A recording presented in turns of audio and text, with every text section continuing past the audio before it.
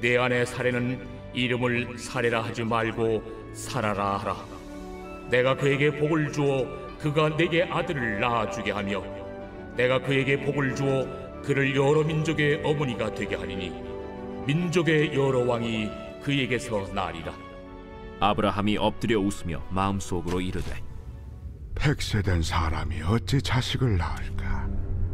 사라는 90세니 어찌 출산하리요?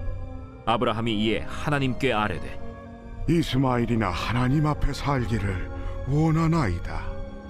아니라 내 아내 사라가 내게 아들을 낳으리니 너는 그 이름을 이삭이라 하라. 내가 그와 내 언약을 세우리니 그의 후손에게 영원한 언약이 되리라. 이스마엘에 대하여는 내가 네 말을 들었나니 내가 그에게 복을 주어 그를 매우 크게 생육하고 번성하게 할지라. 그가 12두령을 낳으리니 내가 그를 큰 나라가 되게 하려니와 내 언약은 내가 내년 이 시기에 사라가 내게 낳을 이삭과 세우리라. 하나님이 아브라함과 말씀을 마치시고 그를 떠나 올라가셨더라. 이에 아브라함이 하나님이 자기에게 말씀하신 대로 이날에 그 아들 이스마엘과 집에서 태어난 모든 자와 돈으로 산 모든 자 곧 아브라함의 집사람 중 모든 남자를 데려다가 그 포피를 베었으니 아브라함이 그의 포피를 벤 때는 99세였고 그의 아들 이스마엘이 그의 포피를 벤 때는 13세였더라. 그날에 아브라함과 그 아들 이스마엘이 할례를 받았고 그 집의 모든 남자 곧 집에서 태어난 자와 돈으로 이방 사람에게서 사온 자가 다 그와 함께 할례를 받았더라.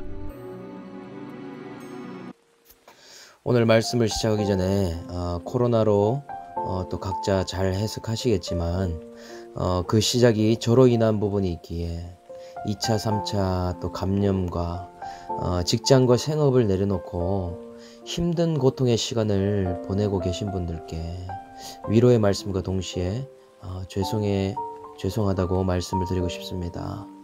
어떤 환경과 상황인지 제가 다 알지는 못하지만 또 이 시간을 잘 통과하고 회복되고 해석됨으로 각자 가정의 구속사가 이루어지기를 간절히 기도합니다.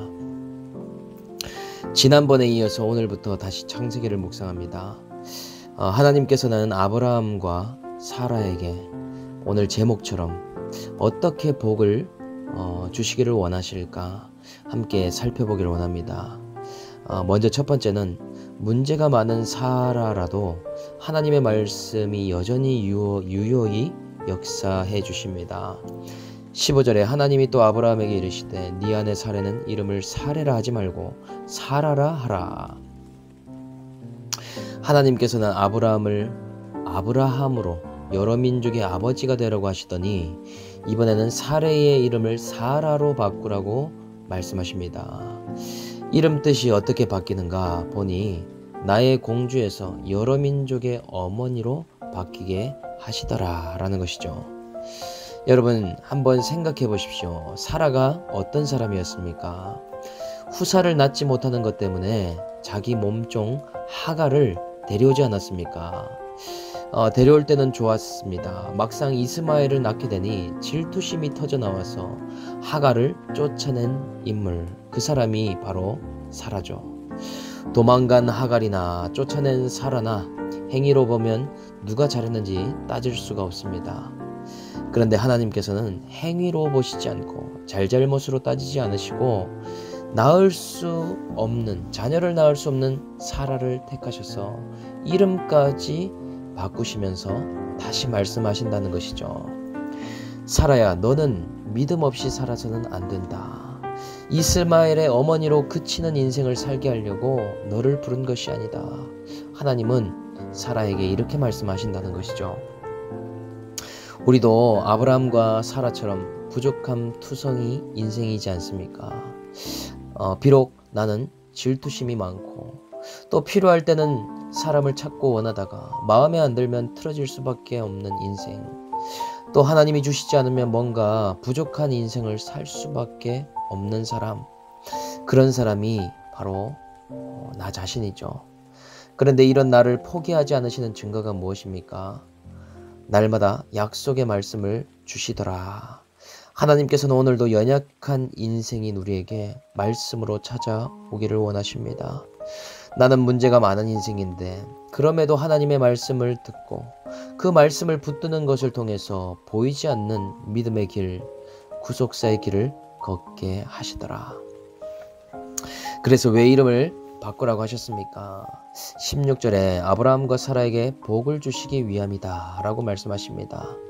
여러 민족의 왕들이 너를 통해서 나타날 것이다. 주님은 약속의 말씀을 주시더라.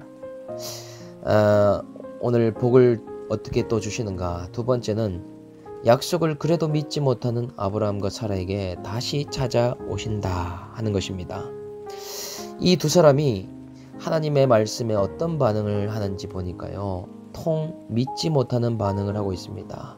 웃더라는 것이죠. 17절에 아브라함이 엎드려 웃으며 마음속으로 이르되 100세 된 사람이 어찌 자식을 낳을까? 사라는 90세니 어찌 출산하리요? 한마디로 말도 안 된다는 것이죠. 충분히 이해가 되지 않습니까? 그러니 아브라함이 하나님께 현실을 말씀드립니다. 하나님, 그냥 이스마엘이나 하나님 앞에 살기를 원합니다. 하나님, 그냥 이스마엘을 후사로 삼는 게 훨씬 더 빠를 것 같습니다. 이삭이라는 아들은 생전 듣지도 보지도 못했는데 그건 좀 불가능 같습니다. 이렇게 말을 하면서 아브라함이 대충 넘기려고 하는데 하나님은 그것이 아니라 라고 말씀하십니다. 19절에 네 아내 사라가 내게 아들을 낳으리니 너는 그 이름을 이삭이라 하라. 내가 그와 내 언약을 세우리니 그의 후손에게 영원한 언약이 되리라. 아브라함과 사라는 그냥 눈에 보이는 이스마엘을 잘 키워서 상속자로 세우려고 하고 있습니다. 그것이 하나님의 약속을 이루는 빠른 방법이라고 생각한다는 것이죠. 얼마나 현실적이고 실질적인 대안이라고 생각이 됐겠습니까? 그러니 자신들의 뜻을 하나님께 주입해보려고 시도하고 있더라. 아브라함은 애굽에서도 수치를 당하고 소알에서도 그렇게 사건을 당했지만 끝까지 눈에 보이는 환경에 기대해보려 하는 모습이 남아 있습니다. 아브라함이 적당히 타협을 이렇게 하나님께 제시했지만 결코 하나님은 타협치 않으십니다. 지금 비록 임신이 되지 않은 이삭이지만 하나님은 그 이삭과 언약을 세우시겠다고 굳게 말씀하시더라. 아브라함아, 너가 싫다고 해도, 네가 웃는다고 해도 나는 반드시 이삭을 통해 영적인 상속을 하겠다. 사라가 90세가 되고 100세가 되어도 이삭을 반드시 낳게 될 것이다. 이것이 하나님 자신의 방법이고 아브라함과 사라를 선택하신 구속사의 뜻이다 라고 말씀하신다는 것입니다. 우리도요, 하나님 말씀을 매일 듣지만 듣고도 에이 설마 정말 그렇겠어, 그 말씀에 대해서 비웃을 때가 있지 않습니까? 하나님 말씀을 업신여길 때가 있지 않느냐 하는 것이죠. 하나님, 아무리 그래도 현실적으로 그건 불가능합니다. 주님, 그건 너무 이상적인 말씀 아니십니까? 그렇게 또 말씀하시고 또 말씀하셔도 저는 믿을 수가 없습니다. 이렇게 우리들이 생각할 때가 있더라는 것이죠. 하나님의 뜻을 듣고도 적당히 타협안을 내면서 내 뜻대로 하나님을 설득하고 싶은 것이 우리들의 모습입니다. 그런데 어떻습니까? 하나님의 약속에는 변함이 없으시고 우리가 믿지 못하고 또 신뢰하지 않아도 그것을 계속해서 찾아오셔서 말씀하신다. 예수 믿지 않는 자녀가 돌아올 거라고 마음을 주시면 눈에는 당장 안 보여도 여러분 아멘으로 주님 앞에 고백하십시오. 내가 말씀을 붙들고 나아가면 우리 가정이 구원이 임한다라는 말씀이 들릴 때 믿기로 결단하십시오. 약속대로 하나님은 반드시 이루시더라. 이러한 역사가 일어나게 될 줄로 믿습니다. 세 번째, 복을 어떻게 주시느냐? 아브라함의 순종을 통해 구속사의 복이 이어지게 하시더라. 22절에 보니 하나님께서 말씀을 마치시고 떠나가셨습니다. 그런데 아브라함이 그래도 계속해서 들었던 말씀 때문인지 영적으로 이 말씀을 알아들었습니다. 자꾸 듣다가 보니 귀가 뚫리게 된 것이죠. 그제서야 아브라함의 유기 아들인 이스마엘을 내려놓고 말씀을 붙들고 이날에 할례를 행하게 됩니다. 말씀대로 포피를 모두 베게 되었다. 이 할례를 행하는 일은 정말로 믿음이 없이는 못하는 일이었습니다. 아브라함이 예전에도 롯이 사로잡혀 갔을 때 전쟁도 해보지 않았습니까? 언제 어떻게 이 땅에서 전쟁이 일어날지 모르는데 장정들이 죄다 포경 수술을 하고 일주일 동안 누워있는다고 생각해 보십시오. 이러한 상태에서 침략을 당하게 되면 꼼짝없이 전멸당할 수밖에 없는 일입니다. 전쟁을 해본 아브라함이 그것을 모를 리가 없는데 목숨을 걸고 하나님의 말씀에 순종을 했다라고 말할 수 있습니다. 이렇게 영적 상속자 한 명을 낳는 데에는 하나님 말씀에 대한 적용과 이 믿음의 과정이 필요하더라. 이스마엘처럼 아무런 기다림 없이 낳는 아들은 육적인 아들이 될 수밖에 없습니다. 우리에게도 하나님을 믿지 않는데 입학이 잘 되고 취업이 되고 결혼이 되고 손자 손녀 잘 낳고 건강하고 잘 되는 일만 있다면 약속의 말씀을 붙들고 인내하며 기다릴 이유가 무엇이 있겠습니까? 다 내가 열심히 해서 내가 잘나서 된 줄 알지 않겠습니까? 그러나 오늘 하나님은 우리에게 내 힘으로 안 되는 것을 주십니다. 내 노력으로 도저히 할 수 없는 것이 있음을 보게 하십니다. 그 가운데에 약속의 말씀을 붙들며 인내하며 나아가기를 원하시더라. 그것을 통해 영적인 후사를 낳는 일을 감당하게 하신다는 것이죠. 오늘 저와 여러분들 한번 이 묵상 질문으로 함께 나눠보기를 원합니다. 약속의 말씀을 주시는데 내게 있는 이 사라와 같은 연약함의 문제, 부족함의 문제는 무엇입니까? 주님의 말씀을 듣고도 불가능이라고 웃고 타협하고자 하는 것은 무엇입니까? 아브라함이 즉시 할례를 행한 것처럼 오늘 내가 적용해야 될 부분이 있습니까? 함께 말씀 생각하면서 기도하겠습니다. 하나님, 저는 사라와 같이 참 문제가 많은 사람입니다. 자존심과 승부욕이 강하고 때로는 야곱처럼 지지 않으려고 했으며 요나처럼 고집을 꺾지 않으려고 하는 모습이 있는 사람입니다.